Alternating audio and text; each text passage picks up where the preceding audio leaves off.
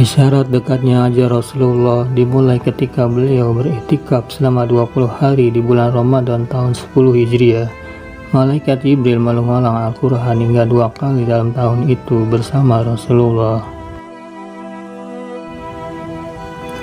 Kemudian di Padang Arafah saat Haji Wada, Rasulullah bersabda, "Aku tidak tahu pasti, barangkali setelah tahun ini aku tidak akan bertemu lagi dengan kalian di tempat wukuf ini untuk selamanya." Sabda beliau di Jamratul Aqabah, "Ambil dariku manasik kalian, cara-cara menunaikan ibadah haji, seperti setelah tahun ini aku tidak berkesempatan lagi untuk menunaikan haji." Selain itu, pada pertengahan hari-hari tasyrik turun kepada beliau surat An-Nasr.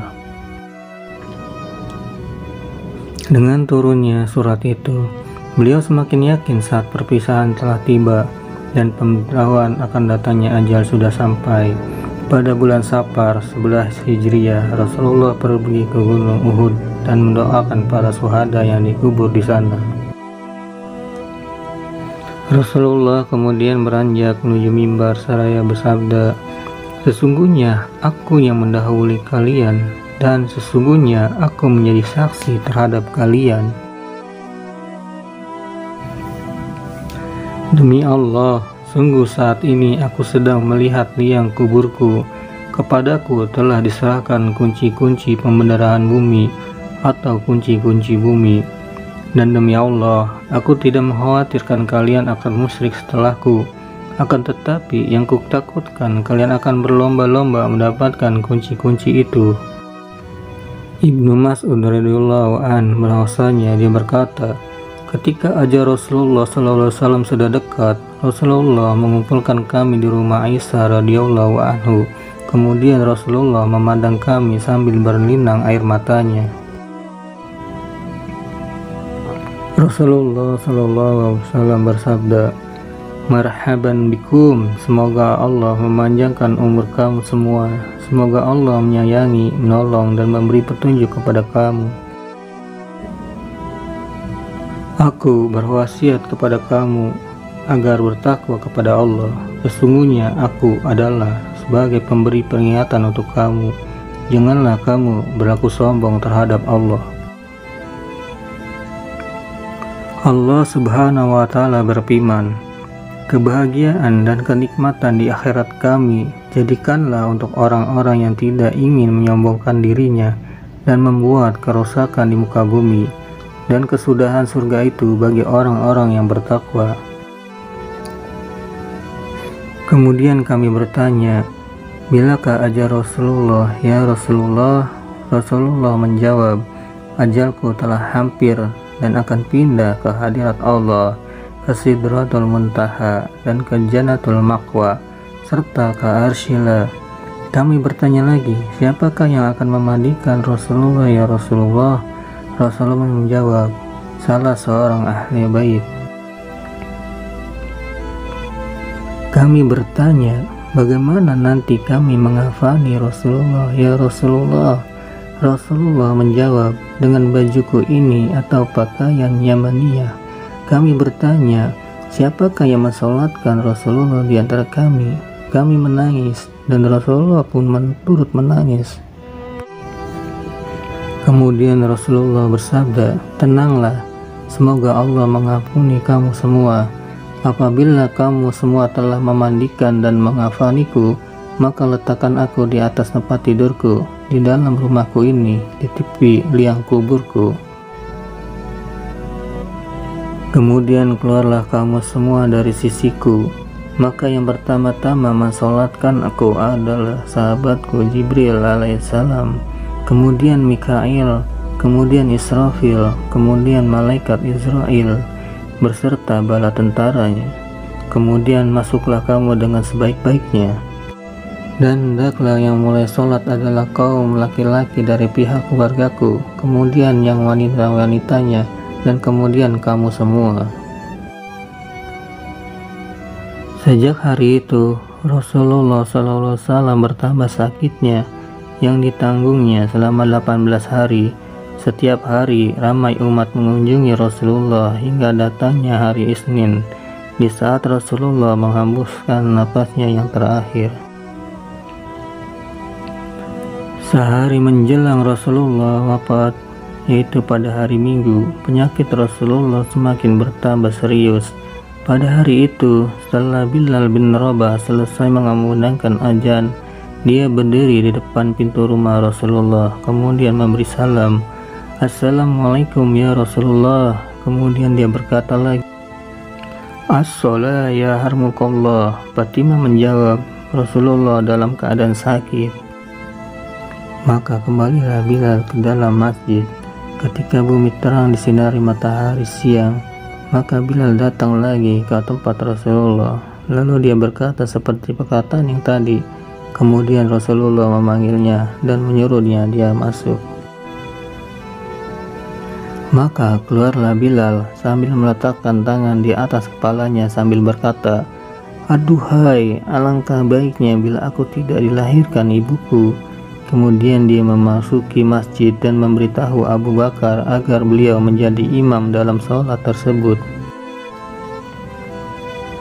Ketika Abu Bakar melihat ke tempat Rasulullah SAW yang kosong, sebagai seorang lelaki yang lemah lembut, dia tidak dapat menahan perasaannya lagi. Lalu dia menjerit dan akhirnya pingsan. Orang-orang yang berada di dalam masjid menjadi bising sehingga terdengar oleh Rasulullah. Rasulullah bertanya, "Wahai Fatimah, suara apakah yang bising itu?" Fatimah menjawab, "Orang-orang menjadi bising dan bingung karena Rasulullah tidak ada bersama mereka." Kemudian Rasulullah memanggil Ali bin Abi Thalib dan Abbas sambil dibimbing oleh mereka berdua. Maka Rasulullah berjalan menuju masjid. Rasulullah salat 2 rakaat. Setelah itu Rasulullah melihat kepada orang-orang ramai dan bersabda, "Ya ma'asyiral muslimin, kamu semua berada dalam pemeliharaan dan perlindungan Allah. Sesungguhnya dia adalah penggantiku atas kamu semua setelah aku tiada. Aku berwasiat kepada kamu semua agar bertakwa kepada Allah Subhanahu wa Ta'ala, karena aku akan meninggalkan dunia yang fana ini. Hari ini adalah hari pertamaku memasuki alam akhirat dan sebagai hari terakhirku berada di alam dunia ini." Esoknya, yaitu pada hari Senin, Allah mewahyukan kepada malaikat maut supaya turun ke bumi menemui Rasulullah SAW dengan berpakaian sebaik-baiknya. Allah menyuruh malaikat maut mencabut nyawa Rasulullah SAW dengan lemah lembut. Seandainya Rasulullah menyuruhnya masuk, maka dia dibolehkan masuk. Tetapi jika Rasulullah tidak mengizinkannya, dia tidak boleh masuk dan hendaklah dia kembali saja. Maka turunlah malaikat maut untuk menunaikan perintah Allah Subhanahu wa Ta'ala. Dia menyamar sebagai seorang biasa. Setelah sampai di depan pintu tempat kediaman Rasulullah, malaikat maut pun berkata, "Assalamualaikum wahai ahli rumah kenabian, sumber wahyu dan risalah." Fatimah pun keluar menemuinya dan berkata kepada tamunya itu, "Wahai Abdullah, Rasulullah sekarang dalam keadaan sakit." Kemudian malaikat maut itu memberi salam lagi, "Assalamualaikum, bolehkah saya masuk?" Akhirnya Rasulullah SAW mendengar suara malaikat maut itu. Lalu Rasulullah bertanya kepada putrinya Fatimah, "Siapakah yang ada di muka pintu itu?" Fatimah menjawab, "Seorang lelaki memanggil Rasulullah." Saya katakan kepadanya bahwa Rasulullah dalam keadaan sakit. Kemudian dia memanggil sekali lagi dengan suara yang menggetarkan sukma. Rasulullah bersabda, "Tahukah kamu siapakah dia?" Fatimah menjawab, "Tidak wahai Rasulullah." Rasulullah menjelaskan, "Wahai Fatimah, dia adalah pengusir kelezatan, pemutus keinginan, pemisah jamaah, dan yang meramaikan kubur." Kemudian Rasulullah bersabda, "Masuklah wahai malaikat maut." Maka masuklah malaikat maut itu sambil mengucapkan, "Assalamualaikum ya Rasulullah." Rasulullah Shallallahu Alaihi Wasallam pun menjawab, "Waalaikumsalam ya malaikat maut. Engkau datang untuk berziarah atau untuk mencabut nyamukku?" Malaikat maut menjawab, "Saya datang untuk ziarah sekali mencabut nyawa. Jika Tuhan izinkan akan saya lakukan, jika tidak saya akan pulang." Rasulullah bertanya, "Wahai malaikat maut, di mana engkau tinggalkan Jibril?" Jawab malaikat maut, "Saya tinggalkan dia di langit dunia." Baru saja malaikat maut selesai bicara, tiba-tiba Jibril datang lalu duduk di samping Rasulullah. Maka bersabdalah Rasulullah, "Wahai Jibril, tidakkah engkau mengetahui bahwa ajalku telah dekat?" Jibril menjawab, "Ya, wahai kekasih Allah." Seterusnya Rasulullah bersabda, "Beritahu kepadaku, hai Jibril, apa yang telah disediakan Allah untukku di sisinya." Jibril pun menjawab, bahwasanya pintu-pintu langit telah dibuka, sedangkan malaikat-malaikat telah berbaris untuk menyambut rohmu. Rasulullah bersabda, "Segala puji dan syukur bagi Tuhanku, wahai Jibril, apalagi yang telah disediakan Allah untukku?" Jibril menjawab lagi, bahwasanya pintu-pintu surga telah dibuka dan bidadari-bidadari telah berhias, sungai-sungai telah mengalir dan buah-buahnya telah ranum, semuanya menanti kedatangan rohmu.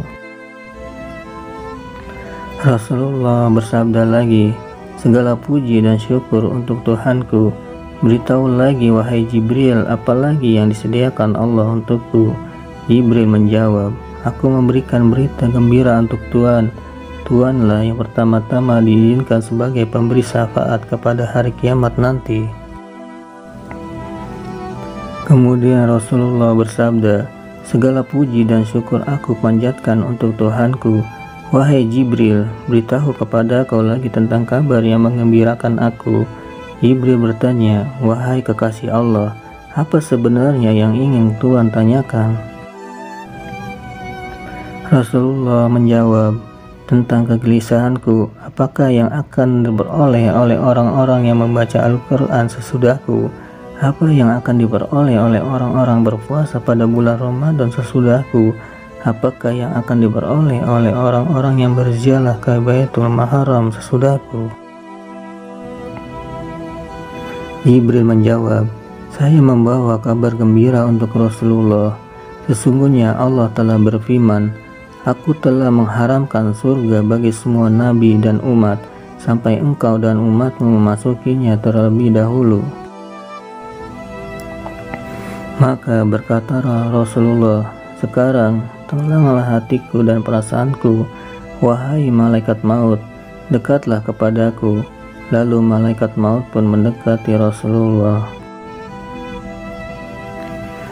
Ali bertanya, "Wahai Rasulullah, siapakah yang akan memandikan Rasulullah dan siapa yang akan mengafaninya?" Rasulullah menjawab, "Adapun yang memandikan aku adalah engkau wahai Ali, sedangkan Ibnu Abbas menyiramkan airnya dan Jibril akan membawa hanut, minyak wangi dari dalam surga." Kemudian malaikat maut pun mulai mencabut nyawa Rasulullah. Ketika Rasulullah sampai di pusat perut, Rasulullah berkata, "Wahai Jibril, alangkah pedihnya maut." Mendengar ucapan Rasulullah itu, Jibril memalingkan wajahnya. Lalu Rasulullah bertanya, "Wahai Jibril, apakah engkau tidak suka memandang wajahku?" Jibril menjawab, "Wahai kekasih Allah, siapakah yang sanggup melihat muka Rasulullah?" Sedangkan Rasulullah sedang merasakan sakitnya maut. Akhirnya roh yang mulia itu meninggalkan jasad Rasulullah. Maka wafatlah manusia mulia itu pada usia 63 tahun. Allahumma salli ala Sayyidina Muhammadin عبدك ورسولك النبي الأمي وعلى آله وصحبه وسلم تسليما.